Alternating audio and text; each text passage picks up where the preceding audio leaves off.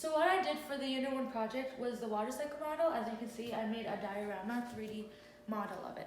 So the water cycle is a cycle that shows how water travels in our ecosystem. There are 4 main processes: evaporation, transpiration, condensation, and precipitation. So the main 2 processes that bring water from the earth to the atmosphere are transpiration and evaporation. Evaporation is when the water turns into a liquid vapor, water vapor. Transpiration is when the water on the plants evaporates into water vapor. Condensation and precipitation are the 2 processes that bring water from the atmosphere down to the earth. So condensation is when the water vapor turns into a liquid and it forms into a cloud. Precipitation is when there's so much water in the cloud and it can't hold anymore, it releases water, and that's how we get rain, which is precipitation. As you can see, so the plants showed the transpiration of the sun. I painted the bottom of the cardboard to show the lake.